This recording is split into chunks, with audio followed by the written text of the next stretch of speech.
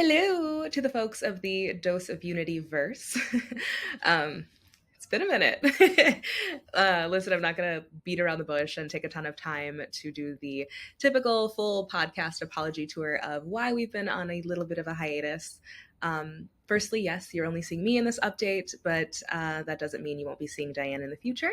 We have lots of things in the works, and she's been super busy with a lot of other really incredible projects that I'm sure we'll share in the future. But there's been some exciting changes behind the scenes of Dose of Unity, and super simply, we have some different and more expansive oversight, which has been really, really nice.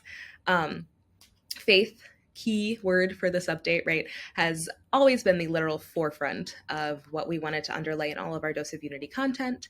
And both Diane and I felt super strongly that we needed to move in that direction more intentionally, more directly, and using all of the connections that she at the helm, and subsequently myself and so many others spent years really building.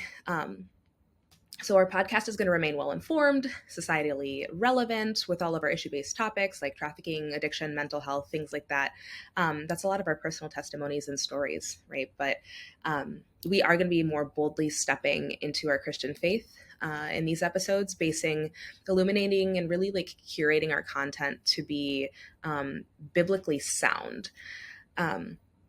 And so with that, we are still going to have guest speakers, and we aren't just going to stay in an echo chamber, of course, because we feel that discussion with perspective is important. And when the topic makes sense, we are going to bring in some maybe more differing voices for a more robust conversation. I mean, these issues are tough, right? And nuanced.